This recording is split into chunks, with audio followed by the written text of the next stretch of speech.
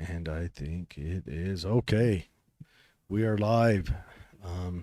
Welcome to the show. Yeah, welcome to the show. Today's a fun show that I've been kind of, how do I say, giddy about for a minute now. We're going to be chatting about Atlantis. Now, truth be told, I'm not the person who came up with this idea. I first kind of looked into it a long time ago, maybe 2 years ago, when I first heard about this place. But anyways, so we're going to talk about Atlantis. We're just going to, of course it's me giving this one, so it's just going to be mostly shot off the hip. I do have some information pulled up if I need to revert to it to make sure I get stuff right. But, for now, that'll do. But anyways, Betsy, it's a happy new year for Show of the New Year, correct? It is. This is a great show to start the new year out. Well, we have a couple notable moments. We lost Betty White. Oh. I was thinking. Okay. I read the People magazine. Betty White turns 100. Do you know what she's going to become? What's that? A Mandela effect. People are going to see the Betty White People magazine. It says Betty White turns 100. She died 3 days before her 100th birthday. She never turned 100. Yeah, that is true. So people who read the magazine are going to think that she made it to 100, that she's a centenarian. She's not. She's going to become a Mandela effect. Yep. Do you think that'll happen? 100%. 10 years Really? from now, 100%. But do you think so people will remember that? But that's not the same as some of the other, because I'm just in the last few days I've been chatting with people and paying attention, and we get into, and not even just chatting about like current our lives growing up, and you can hear their Mandela effect thoughts as you try, and you're like, oh, see, I thought that too, but then we looked it up and that didn't happen. So that's a big question. Mm-hmm. So everyone remember Betty White. It didn't turn 100, or maybe remember she did. Maybe it's all Well, okay. if you count all the leap years she made it through, she did. Yeah. I'm just saying. How many leap years did she make it through? Every 4 years. Every 4 years, she was 99. Uh-huh. So we've got to add some days. Okay. All right. So she made it to a couple days past 100. And of course, today is the anniversary of the day that will go down in infamy. It is. I forgot about that. Yes. When it was burned to the ground and only the pillars were standing. Yes. And the fence around it had been coiled up and the news balled up and tossed into the flames. The news is making a huge deal out of I know. it today. Yes, there was a moment of silence. They are going off about. They're comparing it to 9/11. Yeah. They're comparing it to Pearl Harbor. It's not funny. How many people lost their life that day? One. And it was one on the other side. So it would be like if 9/11 happened, and right before they crashed into the buildings, the terrorists jumped out of the airplane and only one of them died. Yeah. And the airplanes missed the buildings. And then the airplanes missed the buildings. Or if Pearl Harbor happened, yeah, all of those Zeros ran out of fuel on the way. You gotta stop. But they all landed safely except for one. And he died of our next story. Yeah. So we're going to have to go with the story real quick for this one. All right. So last week we covered this. Listen, I thought it was a great idea. I'm rethinking it now. Last week we covered this novel story that what was that lady's name? The 90-Day Fiancé lady. Hold on, I'm getting it. Stephanie Motto. What's her name again? I think it's Stephanie. It's Stephanie. Yeah. Okay. So she was selling her farts for $1,000 a jar. Okay. Finally found that information out. People paid $1,000 for one of these farts. We covered it last week. No, my niece isn't going to do her science project on it for me. She refused. Flat out refused. But I've got a nephew. Yeah. I might be able to get this to happen. I say we do it inside balloons because then you can release and check and seal. And you can even go and smell. I think the big question is, that's a good idea. Because then it's not a single use. But the thing is, does glass have different effects on gaseous stuff? Okay, so that's part of the theory. So we'll have to test both rubber and glass. Maybe even try some old clay jars while we're at it. The old mud sealed type. Plastic bottles. I have to get some pitch to seal the tops of it. Knowing the half-life of a fart I'm gonna need to big science. I'm gonna need to enlist We're gonna have to get a hold of MIT. All the boys in this class, and they each run a different test, and then we compare notes. And it will be, I think we'll need to get Urtatech on this. We might need to get Urtatech on it. But anyway, so here's what she says. And she is, I didn't know that she's not just an empty vessel. She's kind of entertaining. Oh my gosh. So yeah, she's a wordsmith. This is what she, she TikToked it, but this came off of Instagram. So by now you may have, in exclamation points, caught wind that I am retiring from the fart jar business soon as branching out into the digital world of NFTs. My NFT fart jar collection has launched and is available to mint on fartjarsnft.com and OpenSea. I don't know what OpenSea is, but I'm sure it's an NFT thing. And then it has two smiley, hearty faces. Get your hands on a collectible work of fart. So there are 5,000 fart jar NFTs available right now. She can, you know what? It says, imagine the smell. So it's just like cartoons? I believe so. So she sells little, oh, sweet. That's a good idea. Stephanie revealed that she decided to retire from her fart selling business despite making $200,000 selling her farts in jars. So if they're $1,000 a pop, 200 dudes or one dude 200 times wanted to buy those emissions. It ain't even right. That's insane. But anyways, due to a health scare that saw her hospitalized, according to Jam Press, quotes, I thought I was having a stroke and that these were my final moments, Stephanie told the outlet. I was overdoing it.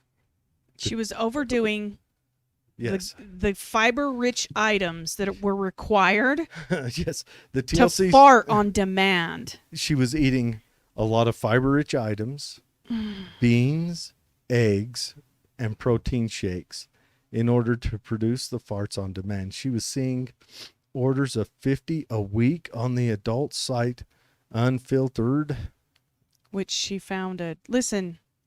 So let me. Now. Does she have a boyfriend? She can't have a boyfriend. If she has a boyfriend, that poor bugger. So I have to tell you. That guy is in a constant state of Dutch oven.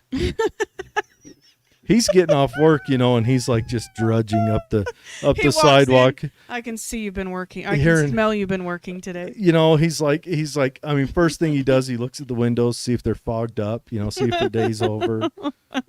Oh, is the cat and the dog like pounding their heads against all see-through surfaces? That just sounds. So on her fartjarsnft.com, she also has a mentor program. You can be mentored on how to become a fartrepreneur. On top of the fartastic use cases above. Oh, I can't. She says she really is a wordsmith. She says in here she went to her mom's house for New Year's Eve. I can't believe family members let her come over. She says she didn't expect them to cause such a rumble on the internet. Her farts? Yeah. Oh, I can't. Okay, I remember within one day I had 3 protein shakes and a huge bowl of black bean soup. Oh, gosh. I could tell that something was not right that evening when I was lying in bed, and I could feel a pressure in my stomach moving upward. It was quite hard to breathe, and every time I tried to breathe in, I'd feel like a pinching sensation around my heart. And it makes me wonder, like, did she ever like lay down and, just fart when she was like laying down and then get mad at herself for wasting I wasted that. That's there goes like $1,000. She's like working for free. And yeah, does she just pack like one fart in there, or does she have like a measured fart? Does she say, I promise you? Yeah, like a big fart versus a little fart. 25 claps before I move on to the next jug. I can't. Or does she sell it? Because those mason jars come in different sizes. You got them tiny ones, and then you got the bigger ones. I mean, is there like, Oh. When did this become a thing that people started selling? With her. I don't know why. With everyone. Well, what was that? What's that Paltrow lady's name that was selling the candle that smelled like? And the yogurt made from cultures. I still like the candle because I can't. Get a can of tuna fish. Get someone to recreate that smell. Anyways, okay, on to Atlantis. Okay, so as the story goes, I'm going to have to, I wrote some notes down because this one's pretty thick. So as it goes, Plato told the story of Atlantis he got from Solon, which was, Solon was a politician in ancient Greece from 630 to 560 BC. Right? Mm-hmm. And so Solon went to Egypt, and while he was in Egypt, he was told the story of an ancient empire that was waging war on everyone in the Mediterranean.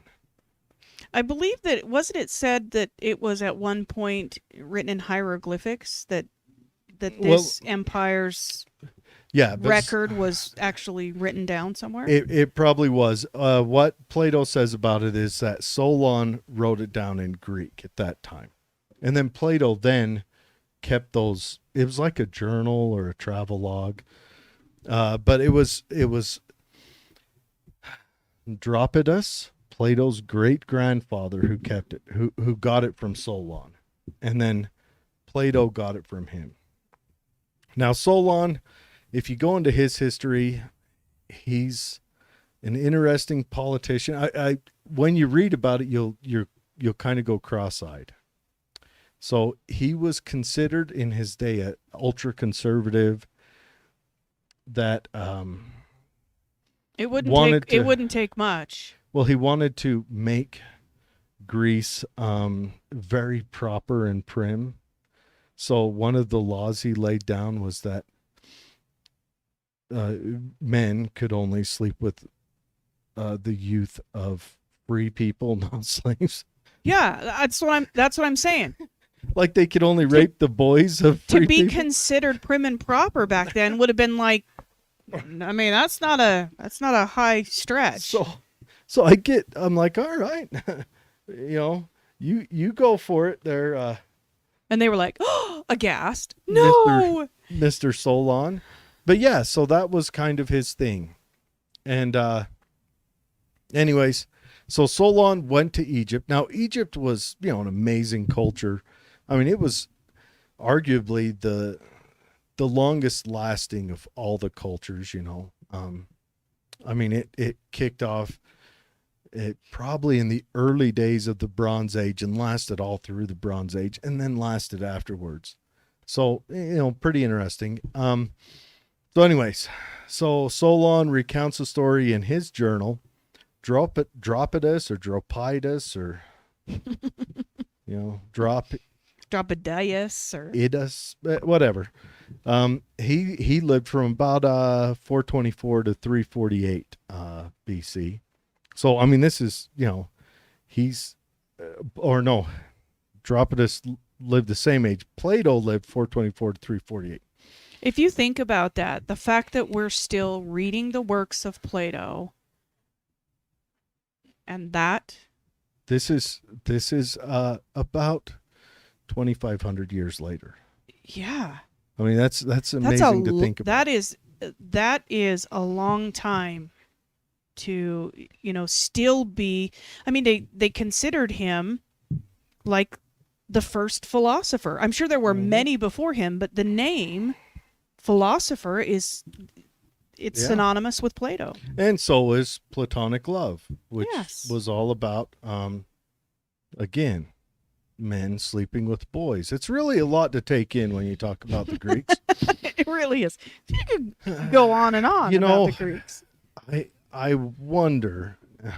Anyways, enough about that. So, in the story of Plato's Atlantis, and he wrote it down in something called the Critias or Critias, whatever. And then there's a chapter in that's called Timaeus, because it might even be a number, I have no clue, where he writes down the history of Atlantis. So, and it was not written down like it was a fairy tale or folklore. It was written down and passed along like it was an accounting or a record of a civilization. Yeah, a historical event. And the reason, now Egypt was much older than Hellenic Greece, which was what, Plato and Solon, all them were a part of. So it was much older. There was some Greek people that were alive then, but, that were alive when Egyptians were writing this down, but they weren't Hellenic Greeks, and they weren't not that Hellenic Greek was unified, but they were far from unified. They didn't even really identify with each other.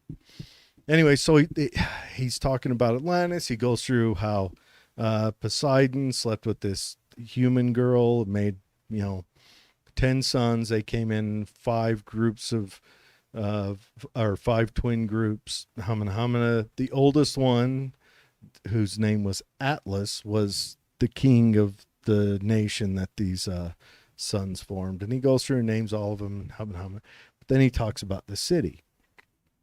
Now, Atlantis was an island passed west of the gates of Heracles, right? Mm-hmm.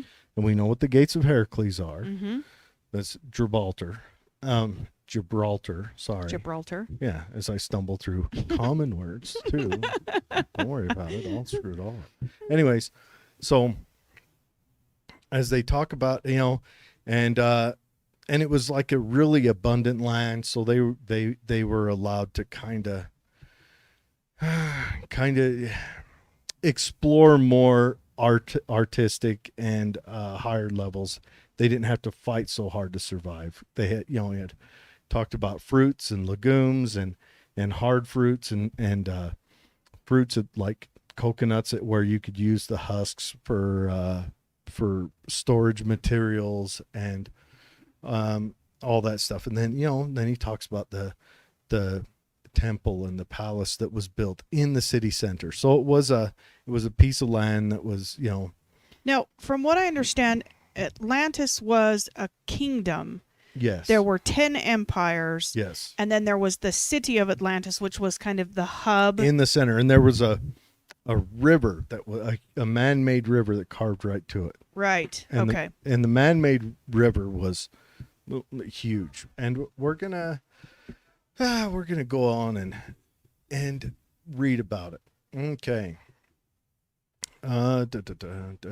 So he's talking about it. And beginning from the sea, they dug a canal 300 feet in width, right? So we're talking a football field wide. Mm-hmm. The length of a football field, but wide. 300 feet. Now, they may have had smaller feet then. Okay. 3/4 of a football field wide. Potato. And 100 feet in depth and 50 stadia in length. Now, a stadia, I think someone said it was like 600 feet. I'm not sure. But 100 feet in depth? Yeah. And 50 stadia. Even with small feet, that's a lot. Yeah. Which they carried through the outermost zone, making a passage from the sea up to this, which became a harbor and leaving an opening sufficient to enable the largest vessels to find ingress. So what kind of vessels are we talking during this time? Cataphracts. Explain that. Triremes, probably. They're small, maybe single mast vessels, like you see in the old Roman Greek wars. Mm-hmm. Triremes.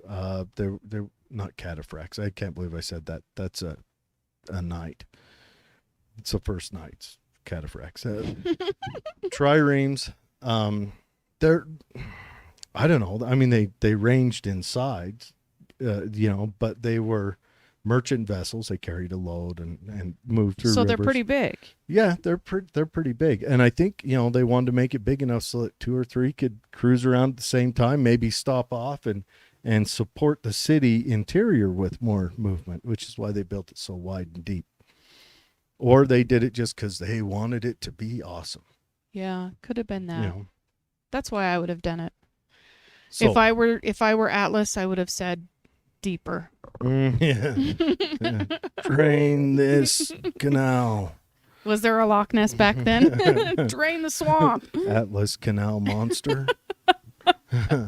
Moreover, they divided the zones of land, which parted the zones of sea, constructing bridges of such a width as would leave a passage for a single trireme to pass out of one into another, and roofed over them, and there was a way underneath for the ships, for the banks of the zones were raised considerably above the water. So they built locks. Well, and that's what I was wondering. Did they build locks, or were they talking about the sheer sides, like if you go to that Italian sunken city? Yeah, maybe. Like there's sheer walls. And I don't know. It doesn't explain it. If they built locks, that would be cool too. Now, the largest of the zones into which passage was cut from the sea was 3 stadia in breadth. And if I remember, a stadia is 600 feet. If I remember, maybe. And this, I think, is the city part.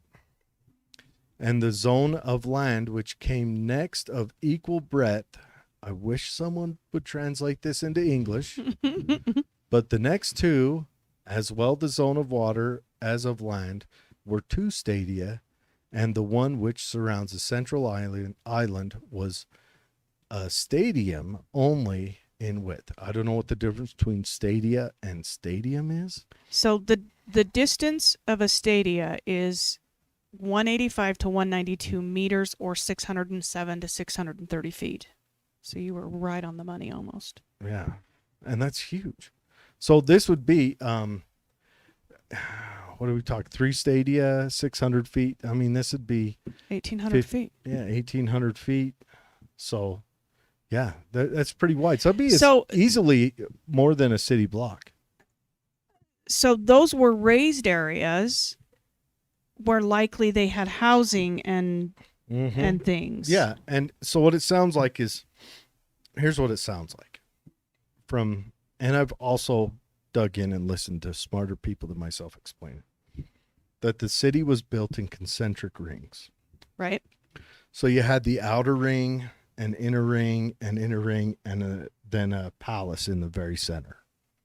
And I think we're talking about the depth of each of these rings. It has being 3 stadia, or 1,800 feet. And this is just like the capital city. So there's a city all around it. And then to the north, there's some plains that are super abundant that are all a part of this kingdom. This kingdom. Yes. Okay. So we'll go on to, as much as I enjoy reading that, we'll go on to talk about the colors we saw.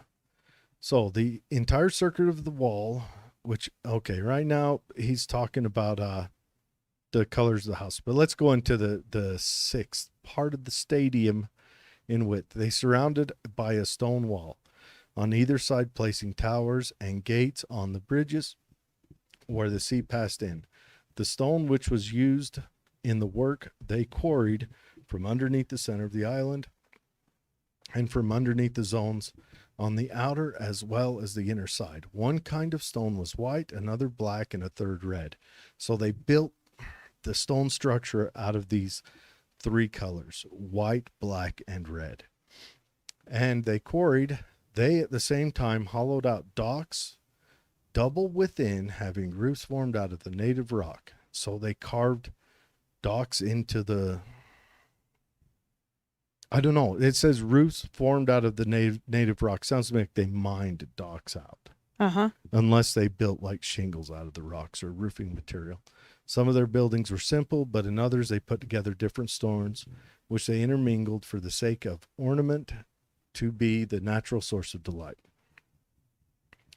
The entire circuit of the wall that went around the outermost one they covered with a coating of brass. So we've got a brass wall on the outside, and a circuit of the next wall they coated with tin. So the middle wall was tin, and the third, which encompassed the citadel, flashed with the red light of orichalcum, which I looked that up, and they think it was a Bronze Age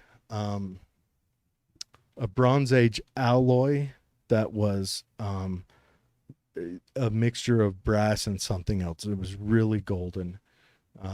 Rome talked about it, and the Greeks talked about it. Okay, so as he's hearing this story, as Plato is reading these journals or whatever they were, what are we talking? Like 9,000 years after that, when he reads a story, he tells it as if it had happened 9,000 years prior. 9,000 years prior to Solon.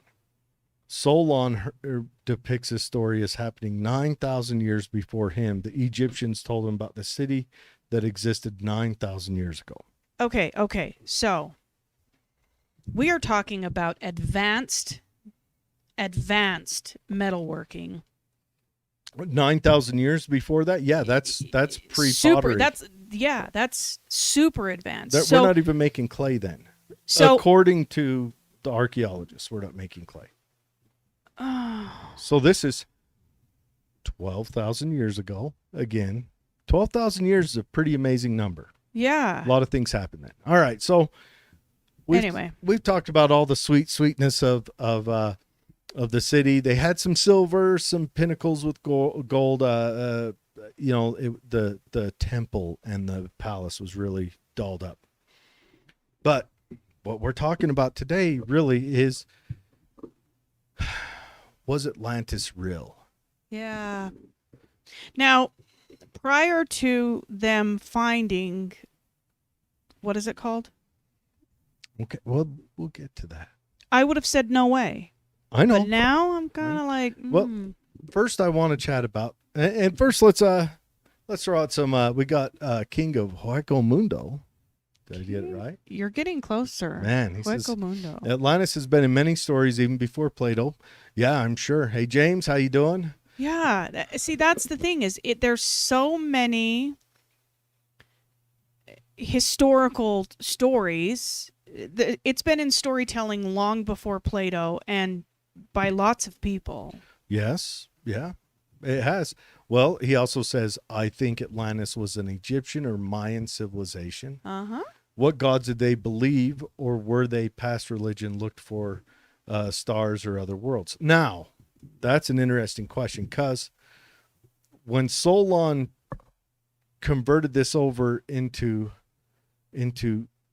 Greek, Hellenic Greek, he probably transferred the gods over with it. So the god that kicked off Atlantis, that built Atlantis for his people, was Poseidon. You know, he bred with this girl, and then he made made those 10 sons. They were all sets of twins. The oldest ones, Atlas, he put Atlas in charge and named Atlantis after him, and the Atlantic is apparently named after him. And wasn't it Zeus that destroyed it? We'll get there. Okay. Anyways, trying to keep my gods straight. And then it's neat. They go through the story like he made it a place of abundance because he fell in love with this young girl whose parents died. And so he had a hot stream and a cold stream that went on either side of down this plain. So you had a warm water stream and a cold water stream, which allowed you to have a different abundance in crops and different engineering feats available to you. He did a lot of stuff. And then the people, Atlas and his descendants, actually built it up. And then as the story goes, they went to war with what the Egyptians said were the Greeks, but the Greeks weren't around 9,000 years before that, but maybe people that lived in the area, maybe ancestors of the Greeks were, but there's some also, version of, yes, or maybe anyone else. Now you bring up, other gods. Now there was in Northern Africa, off the top of my head, I can't remember, but we have found remains of North African tribes that are much older than Egypt, where they had built star maps, and they did it just by the stacking of stones or little pillars in the ground. They're not very big, but they do build kind of a star map. And when we go back 9,000 years, we don't know exactly what the Sahara looked like in that area. I mean, Egyptians have stories of all of Egypt being lush and green. Now, MIT has actually done some pretty cool things. More than MIT. With the Sahara. We know that the Sahara was a lush jungle. And that every, 20,000 years, it flips? Well, and they're not sure if it's because of the pole shifting or... I don't know if there's a timeline to it. We do know that the Sahara was a lush rainforest. Then it became, like plains, and now it's a desert. And it might become one of those again. The theory is that our evolution from apes came down because of forested areas, became plains, which forced us to stand upright, to see over grass, and our eyes took dominance over our olfactory, which was the dominant sensory thing before that. So that's just what they're saying. I mean, I've never dissected a human, so I don't know for sure. But anyways, so maybe it was a far ancient civilization, or maybe there's nothing left. But so then they talk about while the Atlanteans are waging war with the Greeks, Zeus gets kind of pissed. And so Zeus causes a huge earthquake and volcano, mudslides, and Atlantis gets swallowed. It kind of says in there, gets swallowed by mud and earth. And we've always heard it was swallowed by the sea. Uh-huh. But it kind of gets swallowed by mud and earth. And so before we go on, we have another news story. Oh, no. This one's awful. It's almost as awful as Fart Jar Lady making herself sick from so much farting. It may be more awful. I don't know if it's more awful. It's a love story, really. So it's been a common theme. We've run into this a few times. There are a lot of people who are choosing to marry dolls. So this is a love story of an Australian man who has fallen in love with his robot and considers Emma his robot wife. This comes from That Viral Feed. Emma, a robot who came from China, is already wearing a diamond ring as an engagement, and now Jeff has set his eyes on marriage. Jeff says that he knows that not everyone will understand, Okay, you could have left the. Mark Zuckerberg is salivating right now as he reads this.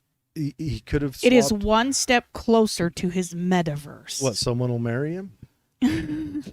It's okay, Mark. You will fall in love, or someone will fall in love with you one day. I mean, honestly, we should do a story about his wife marrying a robot.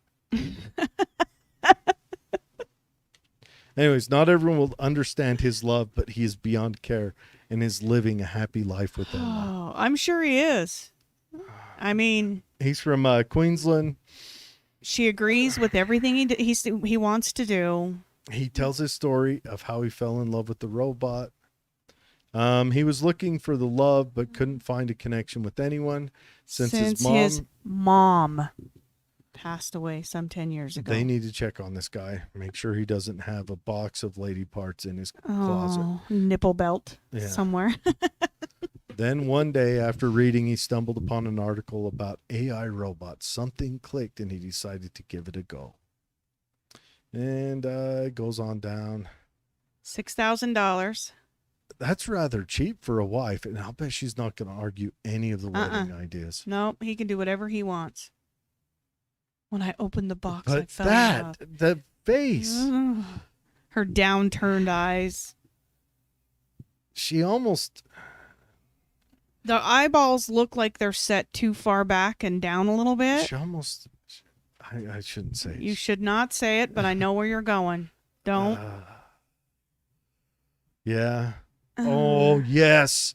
Okay, so it looks like on Emma, you open up the back and there's a... You can watch a ball game. There's a tablet where you turn her on and she'll interact with you. You got to pull the wig off. It's terrifying. Do you have to wash the bits and parts off in a sink? 100%. If you don't, Jeff, we got to have bigger conversations. Yeah, that's... But I have a serious question. Okay. If your AI suffers a tragic accident and no longer works, is it a death? No, I think you reset it to factory settings. Control-Alt-Delete 4 times. Control-Alt-Delete. Control-Alt-Delete. Here's a story for the future. All right, Hollywood, you ready? I'm laying one on you. Oh, no. Okay, so a guy falls in love and marries his robot. And the robot slowly gains some form of rudimentary sentience. And then the guy dies. And the robot's left trapped in the house. Well, it don't need to eat or anything. It'll be fine. But does it recognize time, loneliness? Maybe it learns how to crochet or something. Or does it just sit there and stare out the window with its waterhead eyes? King of Wekamundo says Mark is not human. He's data. That's what I'm saying. His wife married the robot. She's the first. We should be interviewing her. And she didn't even make the news.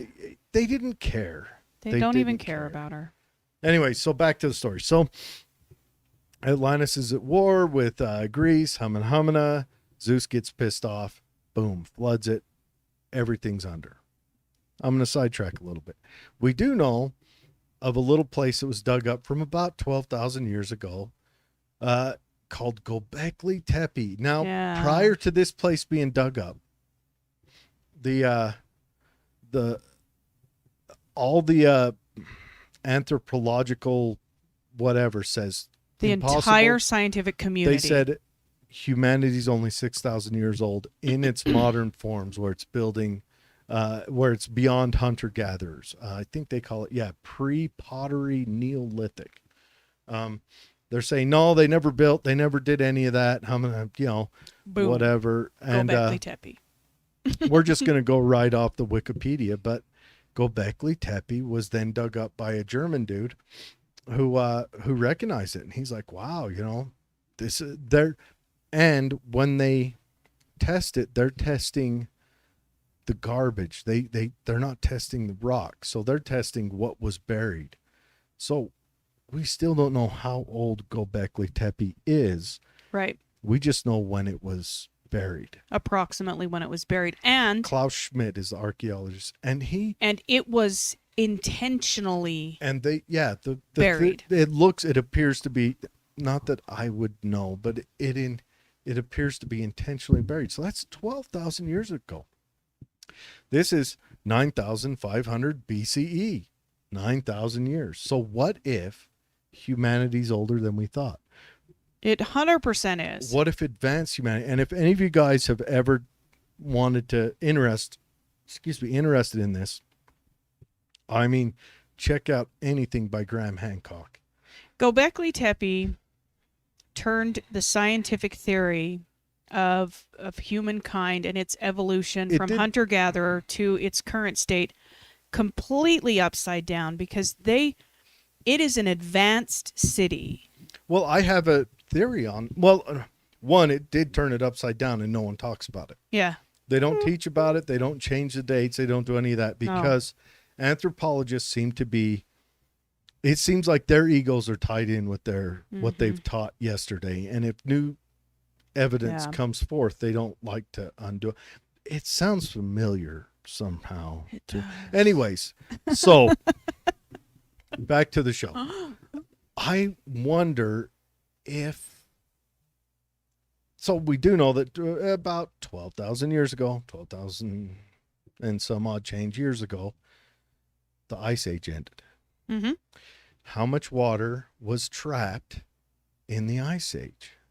Oh, yeah. And so what if Göbekli Tepe was part buried on purpose, but some of it might have been the Ice Age end? So I am going to pull up a little bit of Google Earth action now. We're going to take a cruise around the world. So Göbekli Tepe is right over yonder, right? Am I correct? I think so. Yes. So Göbekli Tepe. So we're going to zoom out and zoom fast. So during the Ice Age, I've got Google Earth opened up. This is just for my reference. You don't have to watch it. But anyways, so during the Ice Age, a lot of water is trapped on the northern and southern hemisphere. And pretty much we just have a tropical region around the middle. Right. Right. So all that water's trapped. It's pulled up. So we don't know what Western Africa looked like. We don't know its exact footprint. We do know that during that time, a lot of the islands we see, like out into Indonesia, was a landmass, which is now an island chain now, the Philippines. And honestly, we might have had more walkable distances between continents. Between the, not just continents, but maybe between Europe and Africa. It might have been a wider walkable distance, but we don't know. We don't know what it looks like. Could have been that whole stripe of desert that runs across the Sahara through Saudi Arabia and up into the steppe. Might have all been lush lands, and it probably was. Let's face it, the Ice Age kind of caused an uproar in the whole ecosystem of the earth, But anyway, so what if when that Ice Age ended and that water came crashing in, what if the eastern side of Africa, that northeastern tip, the western side of Africa was actually maybe a little lower, and a lot of water rushing around and moving around deposited and moved earth that way, or maybe the plates shifted a little bit, or a plate lifted, that Western Africa plate lifted. What if Göbekli Tepe, or what if the western end of Africa at one time maybe wasn't an island in the ocean, but what if it was surrounded by really large lakes? Like if you look at it, you can see what looks like some really shallow areas that skirt through it, heading, roughly north to south. Mm-hmm. And what if those were really wide lakes and rivers? Or inlets, or... Yeah, that kind of separated it. So we're, as I zoom in, we go to Mauritania. There I am with the words again. Good wordsmith. So in Mauritania, there's something called the Eye of Africa, or Rakat, or Riche. What did you call it? I think it's Racat. Racat, Racat Circle is what they're calling it. Yeah. The Racat structure.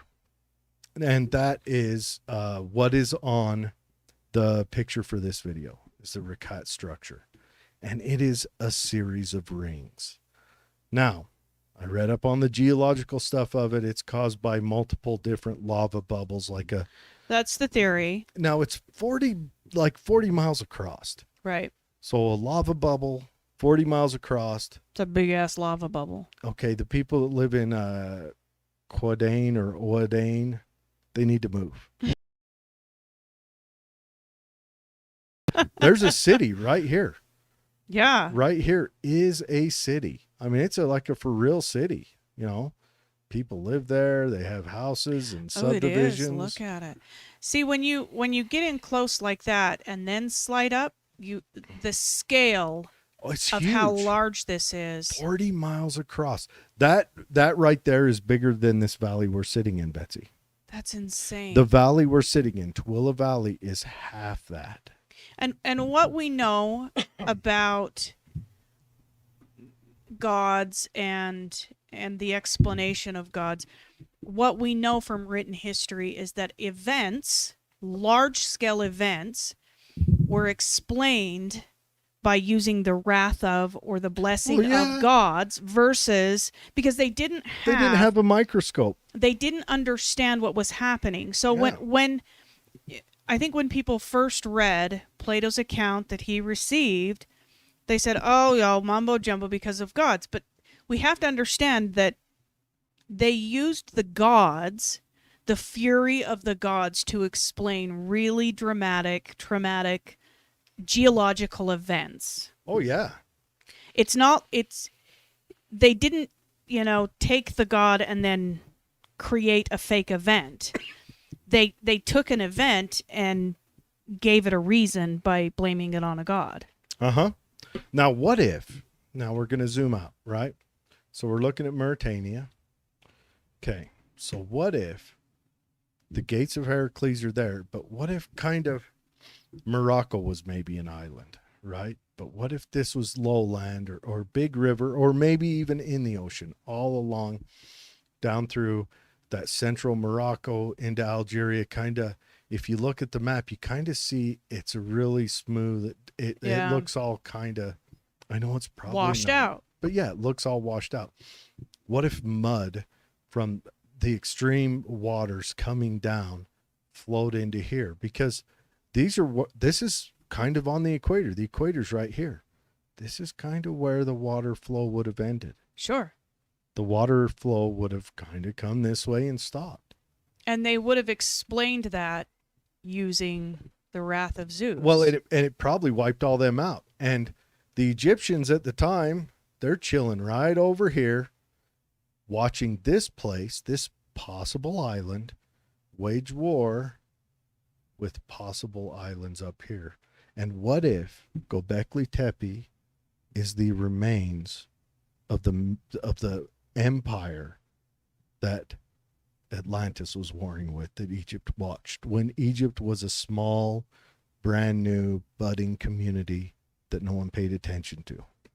Ooh. Boom. Solved. But we know where Atlantis is.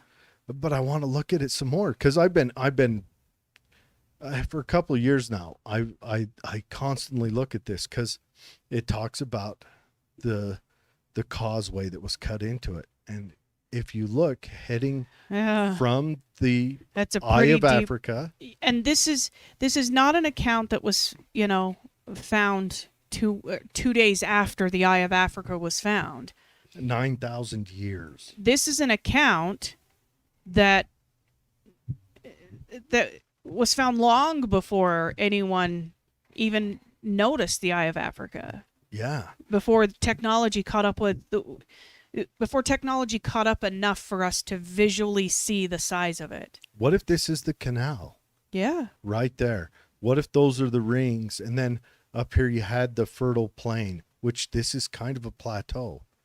All this right here is a plateau. So it drops it drops off quick there, almost like, what if mud flowed down? destroyed all of the ecosystem, and then dried and became this desert. So then so mud flowed over, covered whatever water system may have been to the east of Atlantis, and stayed there, pushing that water out, filling it in, not enough water pressure to carry it away, and then became sands. Because we do know the Sahara wasn't always a desert. We know it was. We know it was a jungle. Then it was plains. What if the change, and what if just the change in temperature that came with the ending of the Ice Age, where this place sat then in more of a temperate zone, suddenly went super hot. So it not only did you have the mud flow in, but it was so hot that the water would evaporate quicker and wouldn't have the longevity that it had before. Is there any street level views anywhere down in there? You want a street level view of? Yeah, I want to see inside. Okay. There's people that's been there now. Yes. Remember I said the white, black, and red stone? There's people that live here. What? Yes. There's people that live here, and you know what their houses are built out of? What? White, black, and red stone. Are you kidding? No, there's like little tiny villages. Now I don't know if Google has driven a Prius in there yet. Now this is an extremely dangerous area to get to, from what I understand. I've never tried. Hit the little guy. See what? But so okay. No, the little guy over there. Little guy. Okay. Let's see if there's any. But there's videos of people who've gone there, and it's extremely dangerous. Yeah, it's hard to get to. It's kind of through some pretty rough lands. Yeah, there isn't any little spots. No street view is available. Dang it. Let's see if there's something available here. No street view is available. But yeah, so it's kind of rough. But we're talking 40 miles. That's massive. Even if it was 20 miles, that's massive. That's huge. And when we discovered it was during the Apollo space missions. Because you could see it from space. Yeah, and they used it to navigate. Oh. Well, hey, that's kind of equator, and we want to be kind of in the middle. We don't want to shoot past the pole or land on it. But yeah, look at that. What if Atlantis was the Eye of Rakat? Now, Graham Hancock and what the heck's his name? Carlson. Randall Carlson. They have a belief, or they've mentioned that they believe that somewhere there's a plateau underwater right around here, that may have been Atlantis, and that when the water surged back in, that it may have pressed that plateau down and covered up Atlantis. And maybe that's an interesting story too. That's an interesting theory. I just think that Rakat is the one that the Eye of Africa, if you want it easy to remember, is the one that draws my eye the most, just because of how it looks. Now, what if Atlantis was, it is a legitimate lava bubble. And what if that lava bubble maybe had some rings of water inside of there, and the Atlanteans said, hey, let's use this. Let's dig it a little deeper. Look, there's already kind of a creek bed heading west by southwest out of it. Let's cut that deeper. Let's make this more. Let's make Atlantis great again. And what if they did that? What if, and then there's a war. We're not even going to go supernatural. There's just a war between two empires. An empire that in the area of Turkey, right here, in the area of Turkey, is building Göbekli Tepe.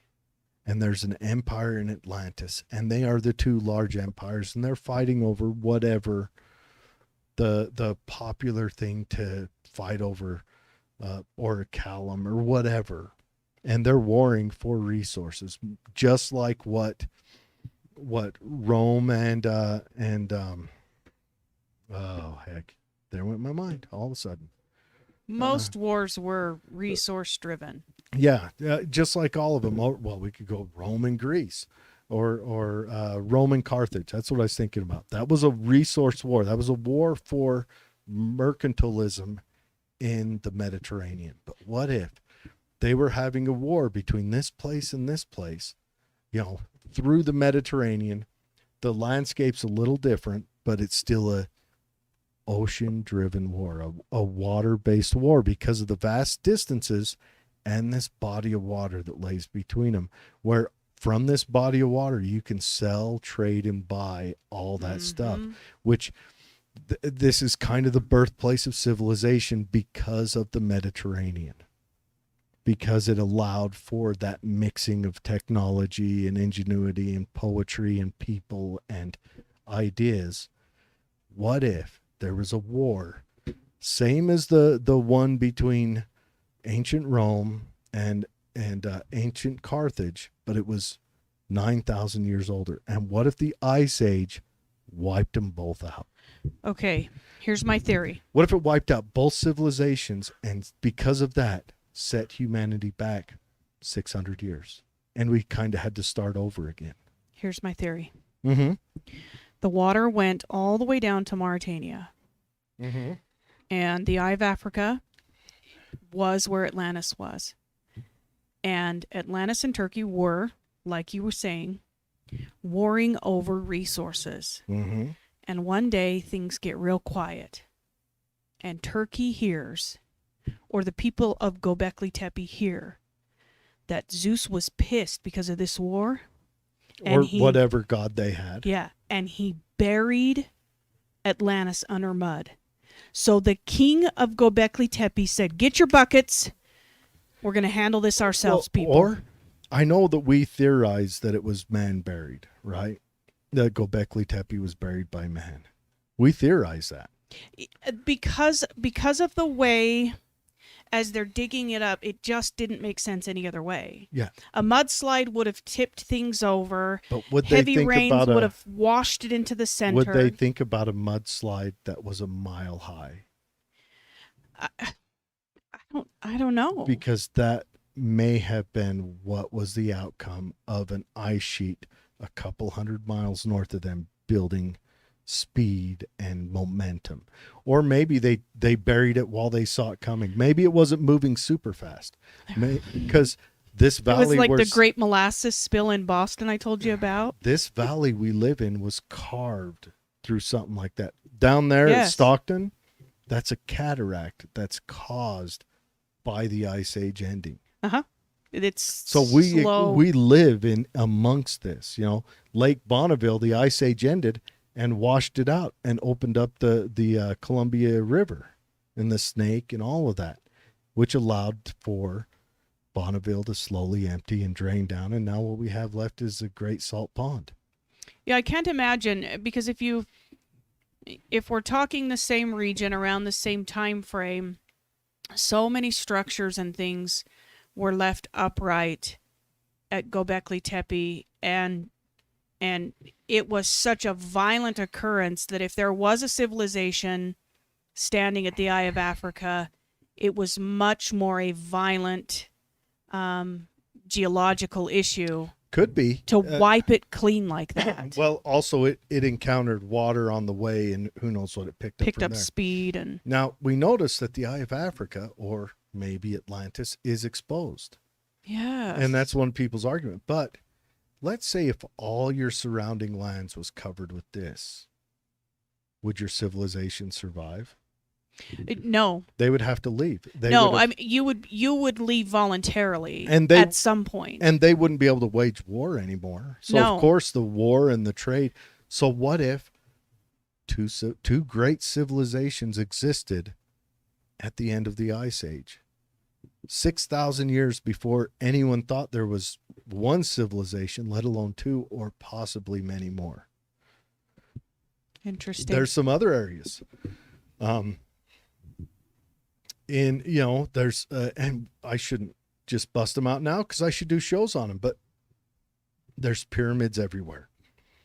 Some pyramids we think are mountains right now, and it's not until we hit them with the the radar scanners that we recognize that, oh shoot, they are man-made. These are man-made. There's all sorts of stuff buried. What if humanity, modern humans, there was like a great reset at some point? What if we're facing another? Not what if. We 100% are. We just did a story about a guy who married a robot. I know. Well, the end is near. We've done stories about resets. We did. You know, that one we did, I think it's still only on our... No, we did one, Where Are They? The Great Filter.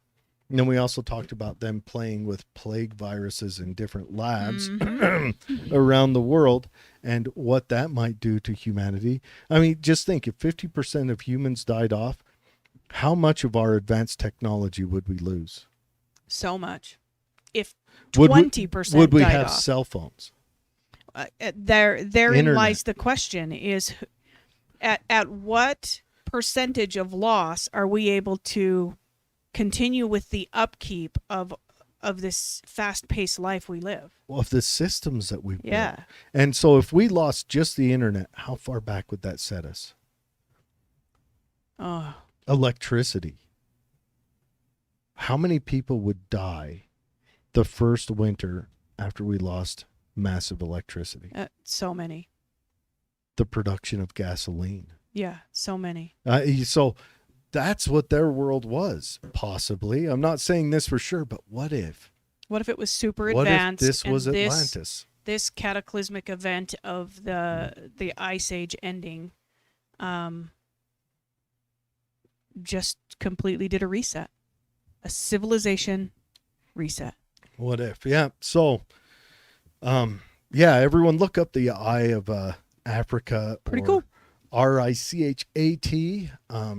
It is, honestly, I wish it was in a more peaceful place, because I think it is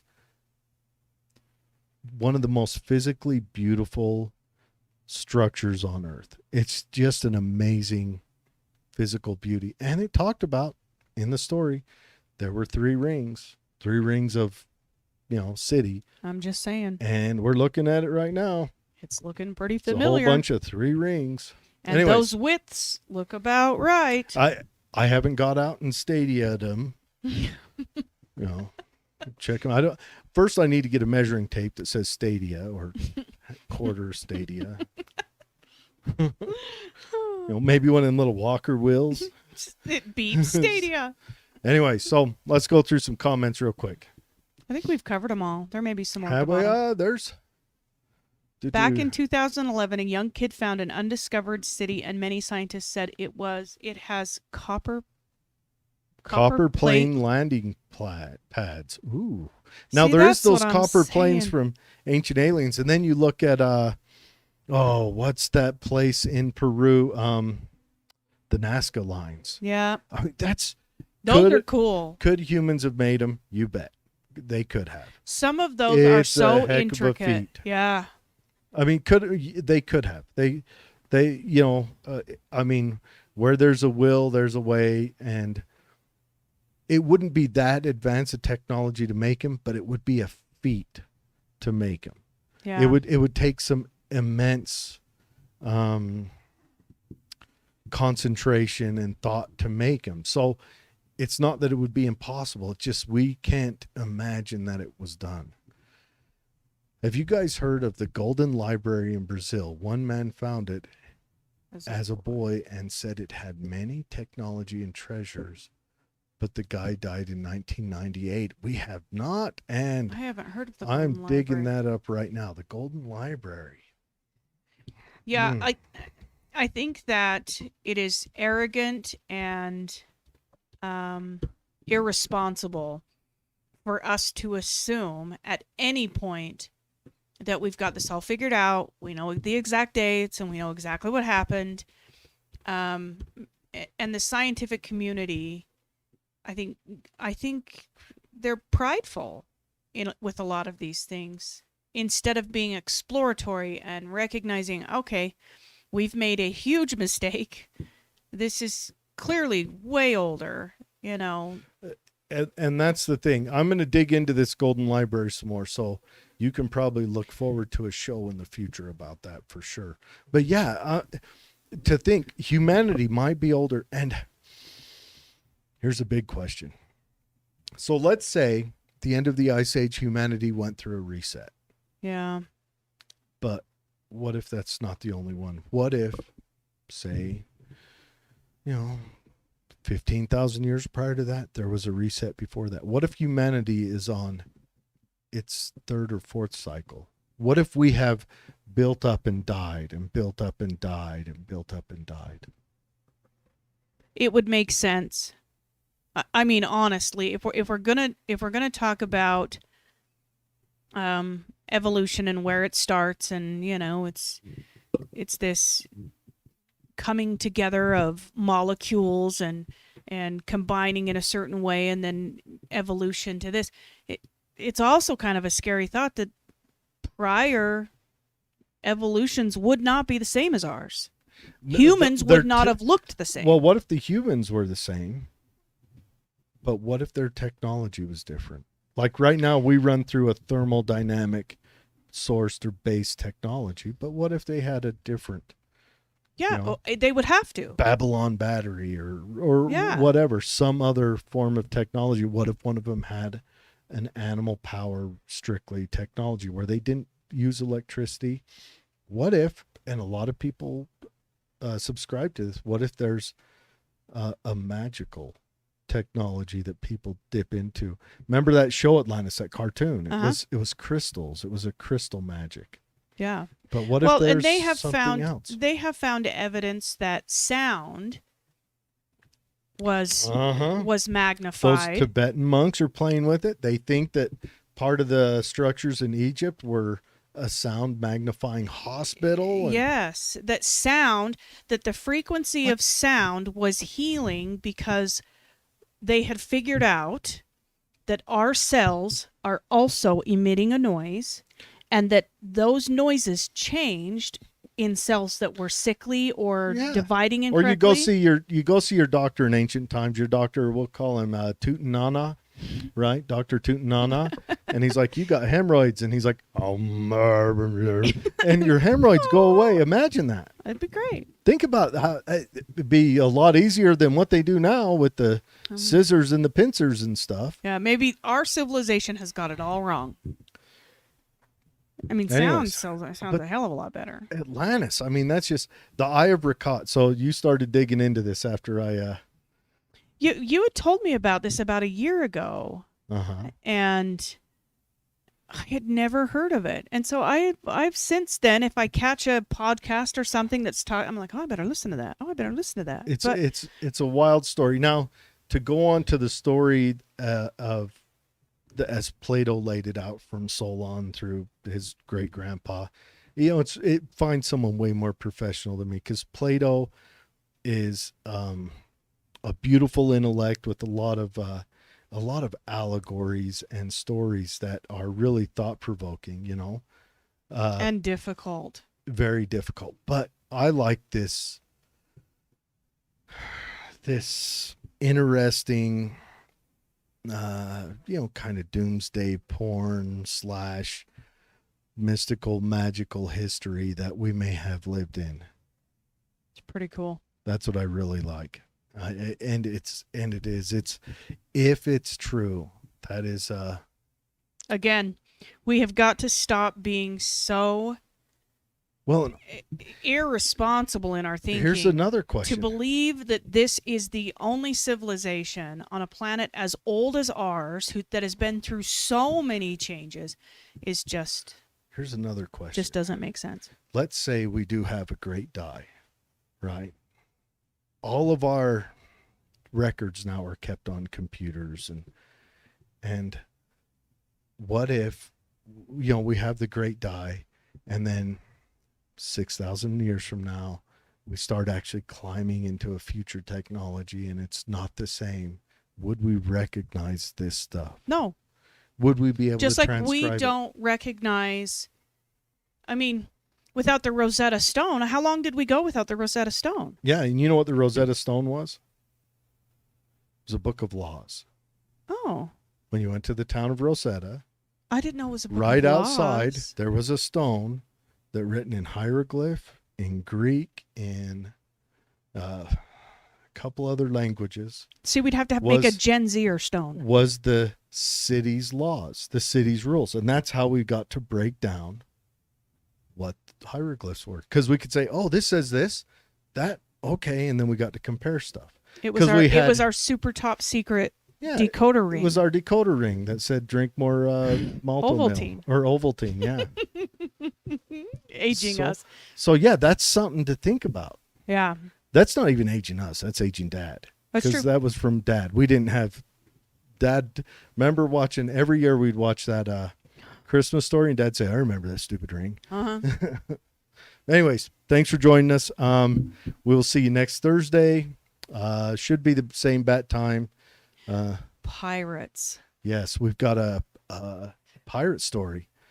We love pirates. Everyone loves pirates. Who doesn't love pirates? I don't like pirates. I love pirates. I don't like pirates. They're just the ultimate in little boy rebellion. Fantasy. Yeah. Anyway, so we're talking pirates next week. If you can, like, share, subscribe, share it with a friend. Let people know what you think. Let us know. Thanks for the comments. Keep the comments coming. If we're going to check out that golden library. Yes, I'm digging into that. I pulled up some pictures. I want to dig into that because that is awesome. Thought to be built by giants, maybe red-haired, six-fingered giants. It's happening. What if, in that in-between time, that's what I'm saying, when humans did their die before they built back up, the Nephilim or the six-fingered giants or the red-haired giants had a moment to grow, and then humans come back and put them back in their place and subdue them, and they're still here. They're just hiding from us. We have to recognize that the earth, having gone through, where is Bigfoot then? All of its different stages, that just like the idea of panspermia, when it's trebucheted or catapulted onto another planet, its evolution's going to be dependent on that planet's surface at the time. Yeah, that moment. As will ours. I think our structure would end up the same. We could probably lose a finger, but I don't think we could gain one. We just don't have it there. 5 seems to be the number that is in our genetic line. But we could have one that, like, what if our pinkies were a dew claw somewhere on the forearm? I can't. Or like your big toe was up on your shin, and it was used to rub your shins together and make the mating call, and that's how we sung to each grasshoppers. other. So when the boy comes up and he's digging his toe in the dirt, he's really like singing you a song. Creeping me out. Thanks for joining, guys. Thanks for joining. Yeah. Have a good week.